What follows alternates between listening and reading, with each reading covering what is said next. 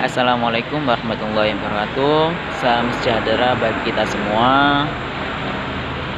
Perkenalkan, nama saya Muhammad Ridwan, NPM 221 332. Di sini saya akan menerangkan tentang lingkungan hidup.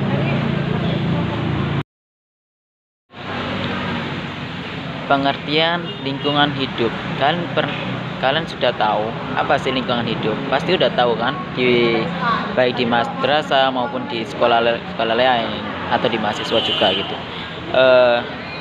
Ini kalau kalian masih belum tahu tentang lingkungan hidup, lingkungan hidup itu biasa disebut dengan lingkungan hidup manusia, human environment. Nah, atau dalam sehari-hari juga cukup dengan lingkungan. Itu aja kok. Nah, unsur-unsur lingkungan itu biasanya terdiri dari manusia, terus hewan, tumbuhan, dan lain-lain. Lingkungan hidup ini merupakan bagian yang mutlak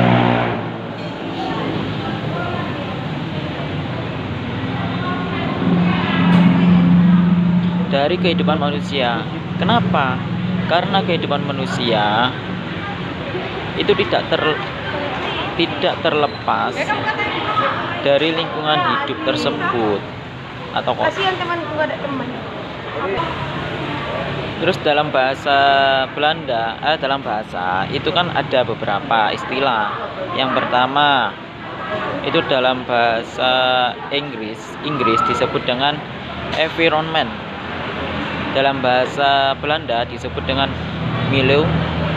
Sedangkan dalam Perancis disebut dengan environment. Oke? Kalian paham tentang pengertian lingkungan hidup? Kalau udah paham, maka saya teruskan. Kalau belum paham, saya jelaskan kembali. Itu aja. Pengertian lingkungan hidup menurut para ahli. Yang pertama, menurut MC Naughton dan Laurie Low, yaitu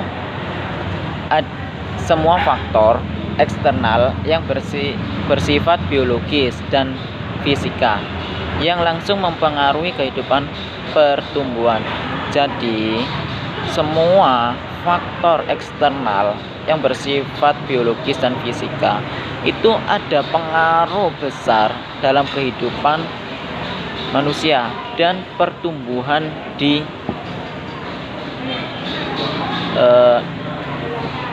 lingkungan hidup tersebut. Ada juga menurut Prof. Dr.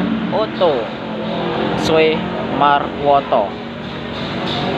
Kalau menurut beliau, itu jumlah semua benda dan kondisi yang ada di dalam ruang yang kita tempati yang mempengaruhi kehidupan kita. Kenapa? Karena kalau kita ada di dalam ruang yang kita tempati itu tidak dipengaruhi atau gimana ya? Jadi semua itu ada pengaruhnya gitu loh. Kayak gitulah weh. Terus yang ketiga menurut Michel Aloubi. Menurut beliau, lingkungan hidup diartikan sebagai the physical, chemical, and political condition summary and organisme. Itu. Unsur-unsur lingkungan hidup ini ada 3. Yang pertama unsur hayati. Unsur hayati itu unsur lingkungan hidup yang terdiri dari beberapa kehidupan seperti manusia, hewan, tumbuhan, dan juga teknik tertentu yang dilakukan sedekah. Yang kedua unsur sosial dan budaya. Unsur lingkungan sosial dan budaya yang dibuat manusia merupakan sistem nilai, gagasan, dan keyakinan dalam perilaku dalam makhluk sosial. Gitu. Jadi kehidupan masyarakat dapat dicapai keturunan berbakat adanya sistem nilai dan normanya diakui di segenap anggota masyarakat situ. Kalau masyarakat nggak ada norma berarti ya kayak hewan. Yang ketiga, unsur fisik abiotik. Unsur lingkungan hidup yang terdiri dari benda-benda tidak hidup seperti tanah, air, udara, iklim, dan lain-lain. Keberadaan lingkungan fisik sangat besar dipengaruhi.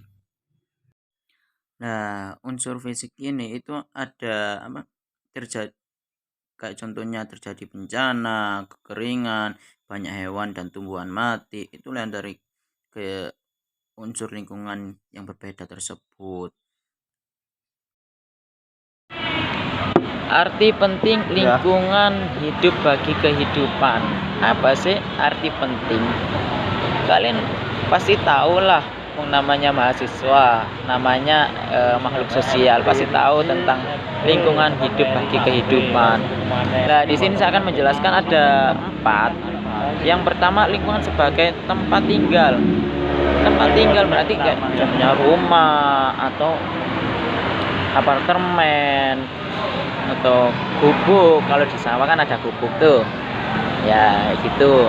Itu bisa dibuat tempat tinggal. Lingkungan sebagai tempat lingkungan sebagai tempat mencari makan. Tempat mencari makan contohnya kayak di ladang, terus di laut, terus di pasar, dan dimanapun itu pasti ada. Lingkungan sebagai wahana tempat bagi kelanjutan. Lingkungan sebagai wahana bagi kelanjutan itu contohnya di banyak ya. Udah skip. Lingkungan sebagai tempat berlangsungnya aktivitas di luar kelas, contohnya di sekolah atau di lapangan atau di manapun itu pasti ada aktivitas kayak olahraga, terus aktivitas belajar mengajar. Bentuk-bentuk kerusakan lingkungan hidup dan faktor penyebab. Bentuk-bentuk kerusakan itu di dalam kualitas maupun kuantitas. Dengan kata lain, lingkungan hidup dapat mengalami penurunan kualitas dan penurunan kuantitas. Penurunan kualitas dan kuantitas lingkungan ini ada penyebabnya. Apa penyebabnya? Yaitu kondisi lingkungan kurang dan tidak dapat berfungsi lagi untuk mendukung kehidupan makhluk yang ada di dalam kerusakan lingkungan tersebut. Apa faktornya? Yaitu faktor dari ulah tangan manusia itu sendiri. Berdasarkan penyebab kerusakan lingkungan dapat dikarenakan proses dalam alam dan karena aktivitas manusia. Nah, ini ada yang proses alam. Alam itu apa aja? Letusan gunung api, gempa bumi, banjir, tanah longsor, badai, kemarau panjang, dan lain sebagainya. Sedangkan aktivitas manusia, pencemaran lingkungan, limbah rumah tangga, limbah industri, penggundulan lahan, penggundulan bukit-bukit, itulah yang penyebab dari manusia dan akan timbul ke manusia lagi gitu. Sebenarnya kita sebagai manusia ya kita harus menjagalah ekosistem manusia, hewan, tumbuhan, supaya dari situ kita dapat oksigen dari ya kayak tumbuhan tersebut, penghijauan itu. Kalau kita ada di kota, apa yang nggak dapat kesejukan, malah dapat udara yang nggak baik, nggak bagus untuk kesehatan gitu. Maka kita bersyukur, alhamdulillah ada di desa, udara masih bagus, sejuk gitu. Sekian presentasi dari saya, Muhammad Ridwan. Kurang lebihnya saya mohon maaf.